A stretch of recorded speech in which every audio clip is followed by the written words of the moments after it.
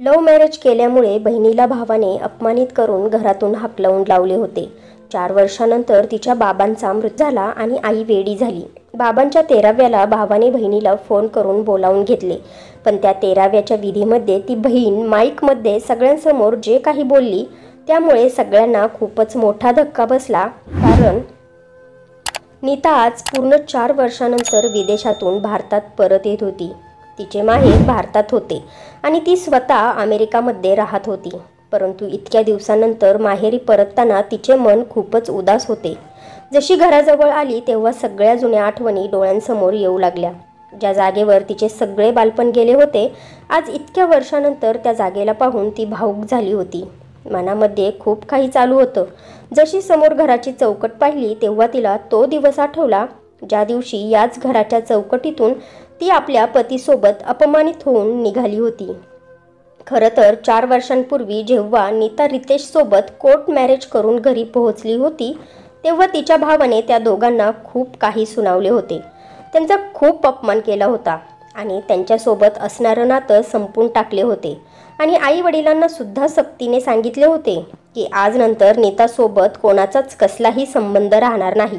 ती आपल्यासाठी मेली आहे आणि आपण तिच्यासाठी।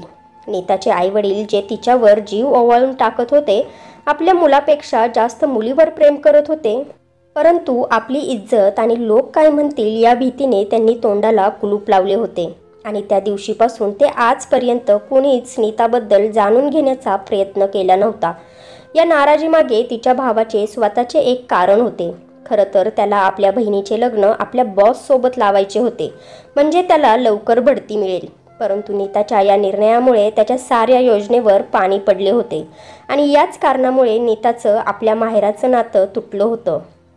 परंतु 2 दिवसांपूर्वी तिच्या भावाचा फोन आला तेव्हा जुन्या गोष्टींचा कडूपणा हृदयात पुन्हा उफाळून आला होता। आपल्या भावाला ती म्हणाली, आज इतक्या दिवसानंतर माझी आठवण कशी आली दादा? आता मलाच तुझ्यासोबत कोणतंच नातं ठेवायचं नाही। तेव्हा समोरून तिचा भाऊ नितीन म्हणाला, अजूनपर्यंत तू माझ्याशी नाराज आहेस नीता? इतक्या वर्षानंतर आपल्या भावाचा आवाज ऐकून नीताचे मन जड झाले होते आणि डोळ्यातून टपटप अश्रू खाली पडायला लागले होते। परंतु तिचा भाऊ फोनवर बोलत होता तेव्हा तिला मागून विचित्र आवाज ऐकायला येत होते। मनात धडकी भरवणारा तो आवाज कदाचित तिच्या आईचा होता। थोड्या वेळाच्या चुप्पीनंतर तिचा भाऊ म्हणाला, नीता, मला माहिती आहे तुला माझ्याशी बोलायचे नाही। मी हे सांगण्यासाठी फोन केला आहे की आपल्या बाबांचा मृत्यू झाला आहे। आपले बाबा आपल्याला सोडून गेले नीता, आणि 1 आठवड्यानंतर त्यांचा 13व्याचा कार्यक्रम आहे। जर तुला शक्य असेल तर येऊन जा, त्यांच्या आत्म्याला शांती मिळेल। बाबांच्या मृत्यूची बातमी ऐकताच जसे काही नीताचे हृदय एका क्षणासाठी बंदच पडले होते। त्याच क्षणी तिने फोन कट केला होता आणि जोरजोरात रडू लागली होती की इतक्या वर्षानंतर फोन आला, तो पण बाबांच्या मृत्यूची बातमी घेऊनच। थोड्या वेळातच तिचे पती रितेश घरी पोहोचले तेव्हा नीताला जोरजोरात रडताना पाहून हैराण झाले। काय झालं आहे नीता? तू ठीक तर आहेस ना? तू अशी का रडत आहेस? तेव्हा नीता म्हणाली, नितीन दादाचा फोन आला होता, बाबा आता या जगात राहिले नाही। हे ऐकताच रितेशने रडणाऱ्या नीताला मिठी मारली आणि तिला समजावून शांत केले। मग नीता म्हणाली, आपल्याला आजच भारतात निघायला हवे। तेव्हा रितेश म्हणाले, पण नीता, ऑफिसमध्ये आमचे इन्स्पेक्शन चालू आहे ग, त्यामुळे मला भारतात जायला शक्य होणार नाही। यावर नीता म्हणाली, काहीच हरकत नाही, मी आज संध्याकाळच्या फ्लाईटने भारतात जाईल एकटी। पण नीता, तू एकटी कशी? काळजीच्या स्वरात रितेशने विचारले। तेव्हा नीता म्हणाली, तुम्ही काळजी करू नका रितेश, मी माझ्या मैत्रिणीला फोन करेल, भारतात ती मला एअरपोर्टवर न्यायला येईल। यावर रितेश म्हणाले, ठीक आहे तर मग मी तुझे तिकीट बुक करतो, पण एक लक्षात गोष्ट ठेव नीता, तिकडे जास्त दिवस थांबू नकोस, इकडे लवकर येण्याचा प्रयत्न कर। संध्याकाळी बॅग भरताना नीताला आपल्या आईची आठवण झाली। तिला समजत नव्हते की तिची आई इतक्या विचित्र आवाजात का ओरडत होती। तिला आपल्या आईची काळजी वाटू लागली होती। थोड्या वेळाने आपल्या पतीला निरोप देऊन नीता भारतात जाणाऱ्या फ्लाईटमध्ये बसली, परंतु वेळ मात्र जाता जात नव्हता। राहून राहून बाबांची आठवण आणि आईची काळजी तिला खात होती। मग लहानपणीच्या छोट्या मोठ्या आठवणी येऊ लागल्या। तिचे बाबा लहानपणी तिचा खूप लाड करत होते. तिच्या प्रत्येक छोट्या मोठ्या गोष्टीची बाबा काळजी घ्यायचे. भाऊ बहिणीमध्ये जेव्हा भांडणं व्हायची तेव्हा बाबा नेहमीच नीताची साथ देत असायचे. मग असे काय झाले की हा सगळा विचार नीता करतच होती की तिच्या कानांवर आवाज पडला की फ्लाईट नागपूरला पोहोचणार आहे. कृपया आपले बेल्ट लावून घ्या. हे ऐकल्यानंतर नीताच्या डोळ्यांमध्ये एक चमक आली होती. परंतु पुन्हा 4 वर्षानंतर घरी जाण्याच्या आनंदाला बाबांच्या मृत्यूच्या दुःखाच्या चादरीने झाकून घेतले. जशी नीता एअरपोर्टमधून बाहेर निघाली तेव्हा तिची मैत्रीण सायली हात हलवून तिला आपल्याकडे बोलवत होती. नीता आणि सायली बालपणीच्या मैत्रिणी होत्या. एकमेकींच्या त्या बेस्ट फ्रेंड्स होत्या. परंतु नीता विदेशात गेल्यानंतर त्या वेगळ्या झाल्या होत्या. पण त्या नेहमी फोनवर एकमेकींची हालचाल विचारायचे. नीताच्या लग्नानंतर सायलीचे सुद्धा लग्न झाले होते. तिचे पती एक डॉक्टर होते. खूप वर्षानंतर आज एकमेकींना भेटून दोघींच्याही डोळ्यात अश्रू आले होते. सायली म्हणाली, चल नीतू, गाडीमध्ये बस. आधी आपण माझ्या घरी जाऊयात. तेव्हा नीता म्हणाली, मी तुझ्या घरी परत येईल सायली. आधी मला माझ्या आईला भेटू दे. मला त्यांच्या घरी सोड. ठीक आहे, जसे तुला ठीक वाटेल, असे म्हणून सायलीने गाडी स्टार्ट केली आणि दोघीही गप्पा मारू लागल्या. गप्पा मारता मारता वेळ कशी निघून गेली कळालेच नाही. नीता म्हणाली, सायली, मला इथेच सोड. मी इथून चालत जाईल. उद्या आपण भेटूयात. असे म्हणून सायलीचा निरोप घेऊन नीता गाडीतून खाली उतरली. परंतु जशी ती पुढे चालू लागली तिच्या हृदयाचे ठोके वाढू लागले. कानात 4 वर्षांपूर्वी भावाने बोललेले कडू शब्द घुमत होते. घराच्या बाहेर पोहोचली तेव्हा आसपास खूपच शांतता होती. त्यामुळे तिला थोडासा संशय आला. मनामध्ये एक अनोळखी भीती येऊ लागली. जशी दरवाजावरची बेल वाजवू लागली तेव्हा तिने पाहिले की दरवाजा तर खोललेलाच होता. तिने दरवाजा ढकलून जसा पाय आतमध्ये ठेवला त्या क्षणी आईच्या खोलीतून दरवाजा खटखटण्याचा आवाज येऊ लागला आणि मग अचानकच कुणीतरी दरवाजा जोरजोरात वाजवू लागले. तेव्हा गुलाबी साडी घातलेली नटून थटून एक तरुणी पाय आपटत त्या खोलीकडे गेली आणि दरवाजा खोलून आतमध्ये असणाऱ्या महिलेवर जोरजोरात ओरडायला लागली. काय झाले आहे? काय एवढं ओरडतीस? तुला दरवाजा तोडायचा आहे का? तेव्हा ती वयस्कर महिला भीतीने एका कोपऱ्यात जाऊन बसली. त्या वयस्कर महिलेचे केस विखुरले होते आणि शरीराचा फक्त सापळाच राहिला होता.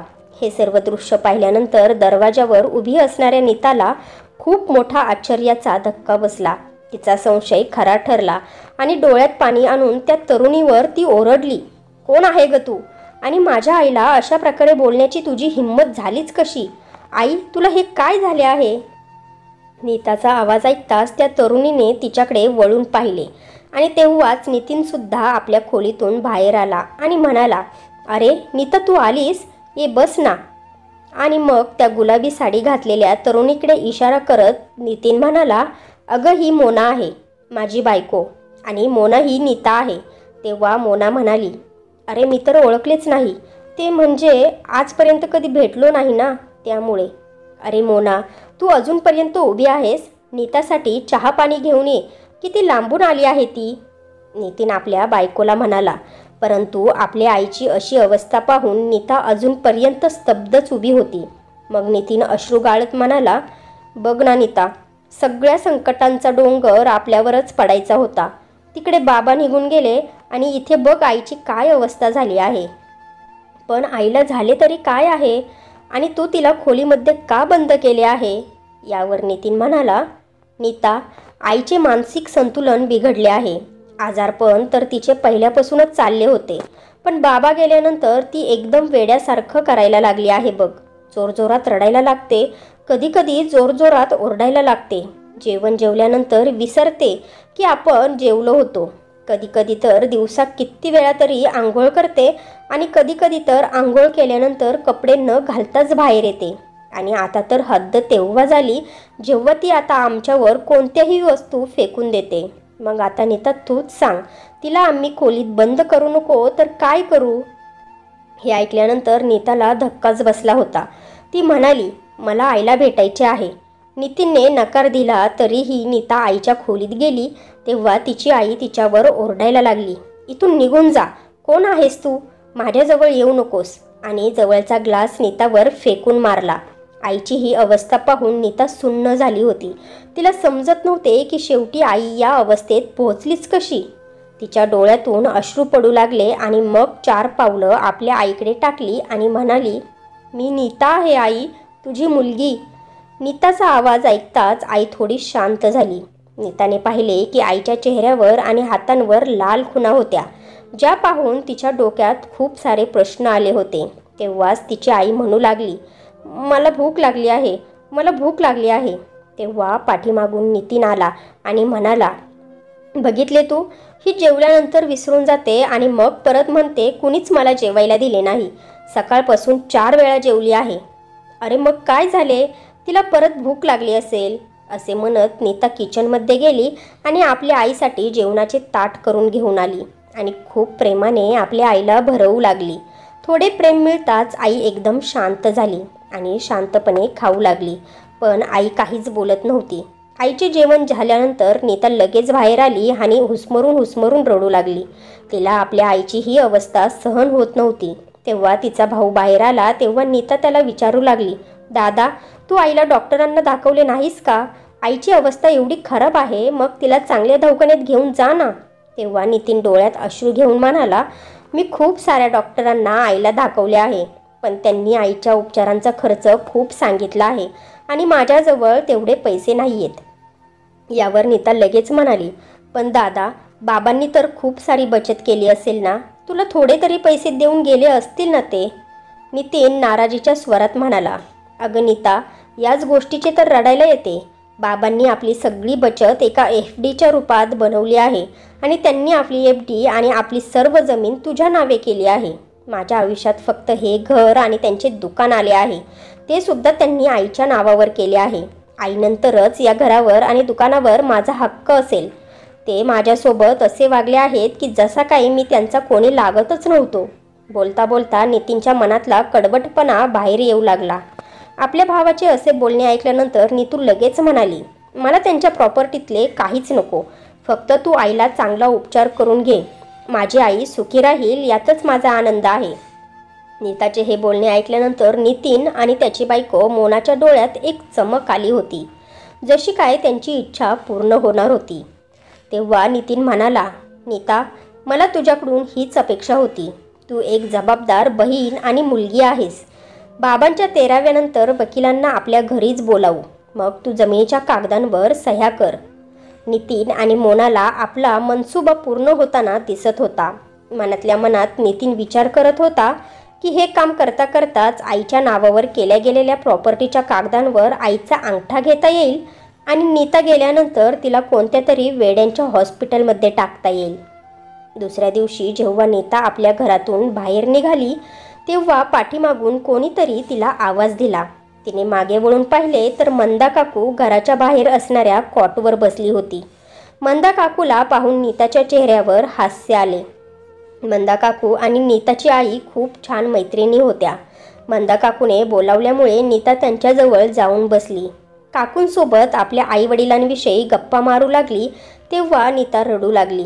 मंदा काकू म्हणाल्या, नीता बाळा, तुझ्या आईवडिलांसोबत जे काही झाले आहे ते सगळं तुझ्या भावामुळे आणि वहिनीमुळे झाले आहे बघ. नेहमीच तुझ्या भावाबरोबर तुझ्या वडिलांचे भांडणं होत असे. भांडणाचा आवाज बाहेरपर्यंत यायचा आणि हळूहळू तुझे बाबा आजारी राहू लागले. तुझा भाऊ त्यांना दवाखान्यात सुद्धा नेत नव्हता. हळूहळू तुझे बाबा अगदी लाचार झाले. घरातले सर्व काम तुझ्या आईकडून मोलकरींसारखे करून घेतले जात होते. 2 दिवसांपूर्वी तर काही लोकांनी तुझ्या घरातून हाणामारीचा आवाज आणि तुझ्या आईच्या किंचाळण्याचा आवाज ऐकला होता. मंदा काकूचे हे बोलणे ऐकताच नीताच्या पायाखालून जमीन सरकली होती. त्या क्षणी तिच्या आईच्या चेहऱ्यावरील आणि हातावरील लाल खुणांची आठवण झाली आणि तिचे मन वाईटरित्या बेचैन झाले. मग मंदा काकूंनी म्हटले, नितीन आणि मोना तर तुझ्या आईला घरातून बाहेर सुद्धा पडून देत नाही.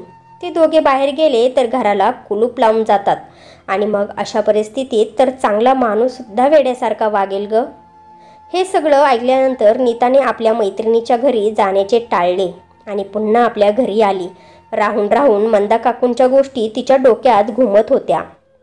3 दिवस झाले होते नीता आपल्या आईची काळजी खूप चांगल्या प्रकारे घेत होती. आईला जेवण आपल्या हाताने भरवत होती. तिला आंघोळसुद्धा घालत होती. सगळं काही नीताच करत होती आणि त्यामुळे आईच्या तब्येतीत सुधारणासुद्धा होऊ लागली होती. आज पहिल्यांदा आईने तिला बाळा म्हणून हाक मारली तेव्हा नीताच्या चेहऱ्यावर मंद हास्य आलं आणि ती आपल्या आईच्या गळ्यात पडून खूप खूप रडली. याच वेळी जेव्हा तिचा भाऊ आणि वहिनी घरी आले तेव्हा मोनाने आपल्या सासूच्या खोलीत डोकावून पाहिले. तेव्हा धावत जाऊन आपल्या पतीजवळ गेली आणि म्हणाली, तुझी आई तर आज चांगली शांत बसली आहे आणि आपल्या मुलीसोबत गप्पासुद्धा मारत आहे. आपल्या आईची ठीक होण्याची बातमी ऐकून नितीन हैराण झाला आणि म्हणाला, तू आईला ती गोळी दिली नाहीस का? अरे कशी देऊ? 3 दिवसांपासून तुझी बहीण त्यांच्या प्रत्येक गोष्टीची काळजी घेत आहे. खाण्यापासून तर त्यांची साफसफाईपर्यंत सगळं काम तुझी बहीण करते. मला त्यांना गोळी देण्याची संधीच भेटत नाही. मोना नाराज होत नितीनला म्हणाली. त्याच क्षणी नितीनने एका छोट्याशा बाटलीमधून एक गोळी काढली आणि पाणी घेऊन आपल्या आईजवळ गेला आणि मग आईची काळजी घेण्याचे ढोंग करत म्हणाला, आई, ही व्हिटॅमिनची गोळी घे बरं. जर घेतली नाहीस तर अशक्तपणा येईल. असे म्हणत नितीनने ती गोळी आईच्या तोंडात टाकली आणि लगेच तिला पाणी प्यायला दिले आणि चुपचाप तिथून निघून गेला. त्यानंतर बरोबर 1 तासाने नीता हे बघून हैराण झाली की तिच्या आईची अवस्था पहिल्यासारखी झाली होती. तिला पुन्हा एकदा वेडेपणाचा झटका आला होता. नीताला काहीच समजत नव्हते. मग अचानक लक्षात आले की 1 तासापूर्वी नितीनने आईला कोणती तरी गोळी दिली होती. हा विचार करत ती पटकन उठली आणि किचनमध्ये गेली. तेव्हा तिला तिथे त्या गोळ्यांची बाटली दिसली. तेव्हा तिने लगेच त्या बाटलीचा फोटो काढून आपल्या मैत्रिणीला सायलीला पाठवला आणि तिला त्या औषधाबद्दल माहिती घ्यायला सांगितली. इकडे जेव्हा नीता आईच्या खोलीत आली तेव्हा तिने पाहिले की आई झोपून गेली होती. त्यावेळी खूपच ती स्वतःला लाचार समजत होती आणि तिला खूप एकटेपणा जाणवत होता. आज तिला आपल्या बाबांची खूपच आठवण येत होती. त्यामुळे तिने आपल्या बाबांचे जुने कपाट उघडले आणि त्यांचे कपडे पाहून जुन्या आठवणी ताज्या करू लागली. कपाटात पाहता पाहता तिची नजर बाबांच्या डायरीवर गेली. तिने पटकन ती डायरी उचलली आणि वाचू लागली. त्या डायरीमध्ये तिच्या बाबांनी नीता आणि नितीनच्या लहानपणापासून ते मोठे होईपर्यंत सगळ्या आठवणी लिहून ठेवल्या होत्या. तेव्हा तिची नजर डायरीच्या एका पानावर गेली ज्यावर लिहिले होते की एक पत्र माझ्या मुलीच्या नावावर. नीताने ते पत्र वाचायला सुरुवात केली. बाळा, तुला माहिती आहे, जेव्हा तुला या घरातून दादाने बाहेर काढले त्या दिवशी माझ्यात आणि तुझ्या दादामध्ये खूपच वादविवाद झाले होते. मला माफ कर मुली. त्या दिवशी मी काहीच करू शकलो नाही. मी या स्थळाच्या विरोधात नव्हतो. मला तुला परत बोलवायचे होते, पण नितीनने माझ्या पायात लोक काय म्हणतील याच्या बेड्या टाकल्या होत्या.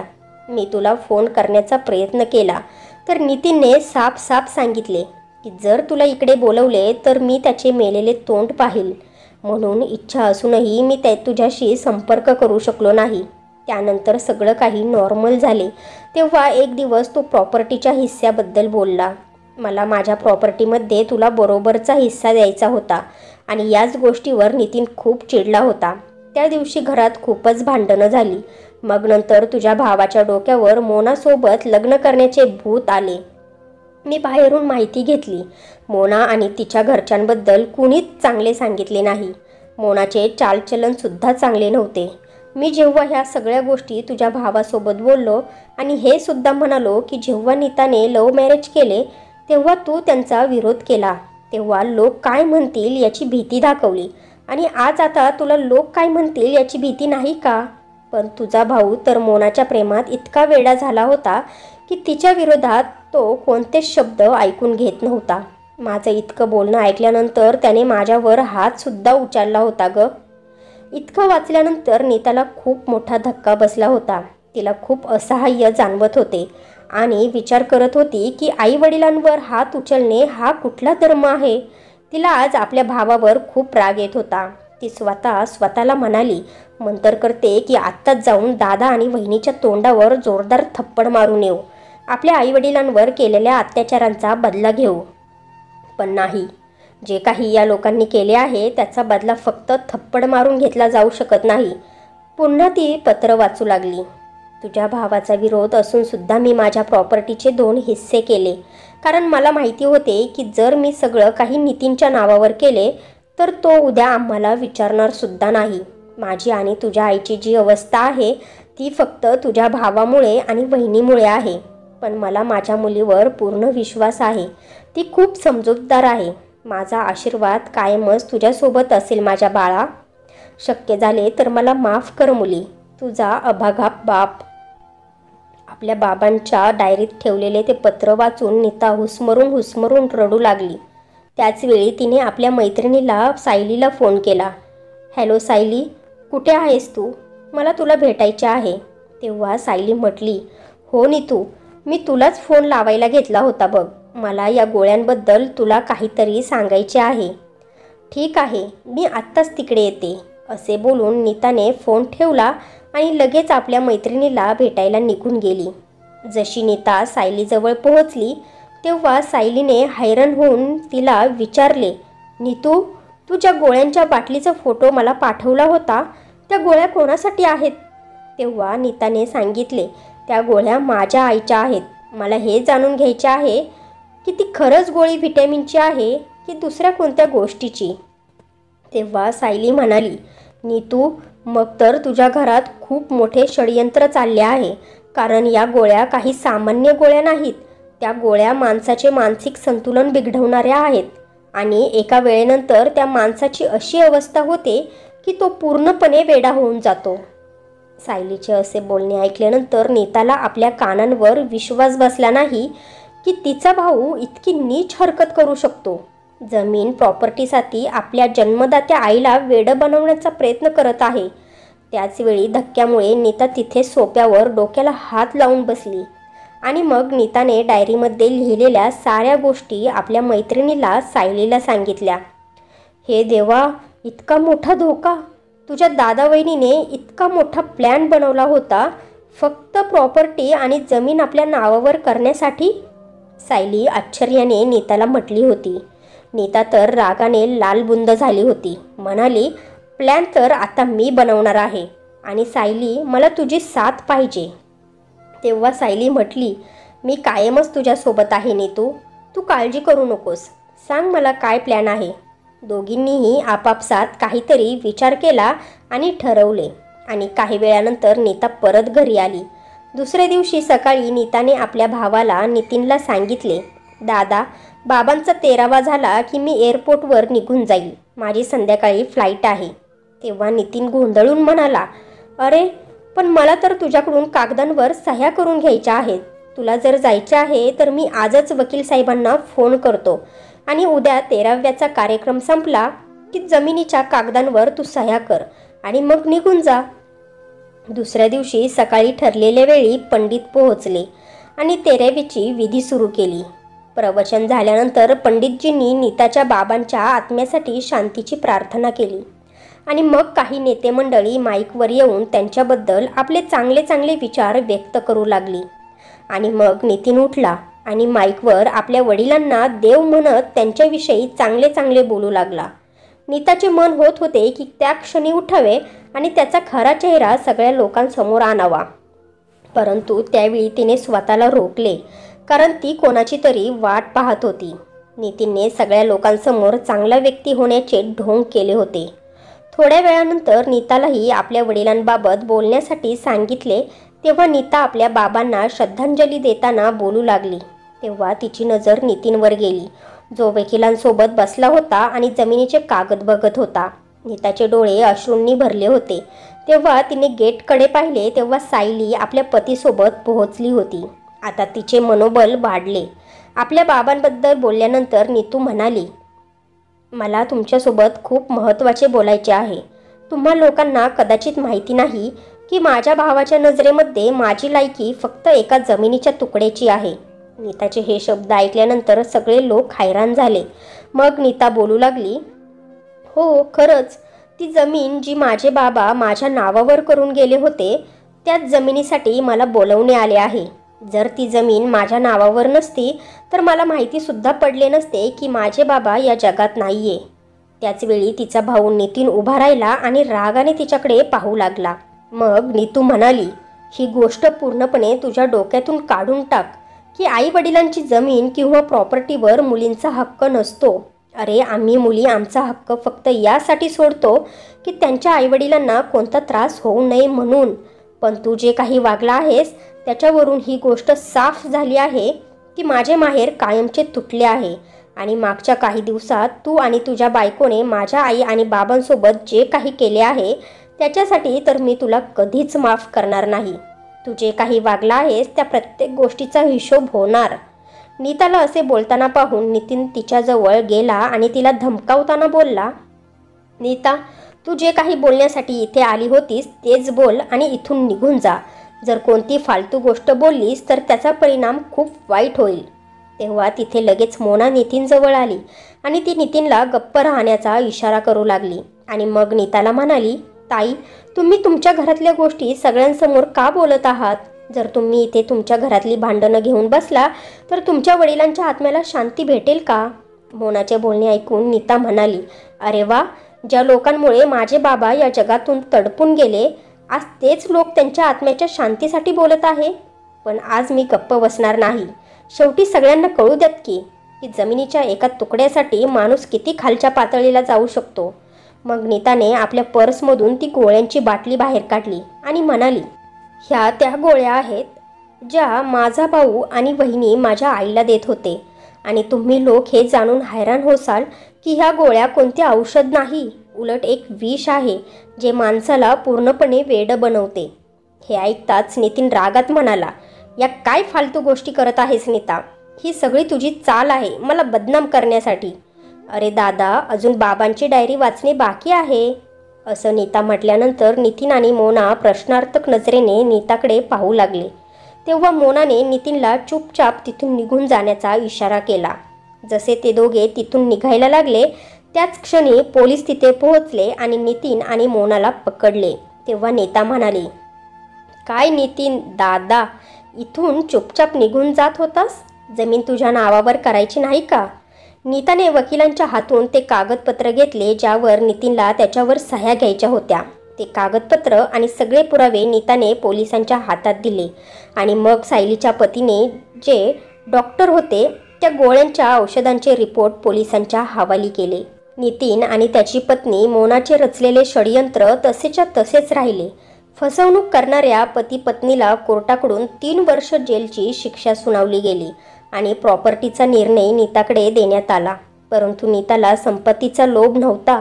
आई वडिलांचे घर आणि दुकान तिने आपल्या भावाला असंच देऊन टाकले कारण तिला कुणाचा हक्क घ्यायचा नव्हता. आणि आपल्या हिस्स्याची जमीन विकून जे पैसे मिळाले ते वृद्धाश्रम आणि अनाथाश्रममध्ये वाटले आणि आपल्या आईला घेऊन अमेरिकेला निघून गेली. आईला अमेरिकेला घेऊन गेल्यानंतर तिने आईचा इलाज केला आणि आईची खूप सेवा केली आणि काही दिवसातच त्या पूर्णपणे ठीक झाल्या. तर फ्रेंड्स, तुम्हाला ही स्टोरी आवडली असेल तर व्हिडिओला लाईक करा आणि आपल्या नात्यांचा स्पर्श या चॅनेलला सबस्क्राईब करा आणि बेल आयकॉनवर क्लिक करून ऑलवर सेट करा म्हणजे पुढची व्हिडिओ तुम्हाला लगेच भेटेल. धन्यवाद.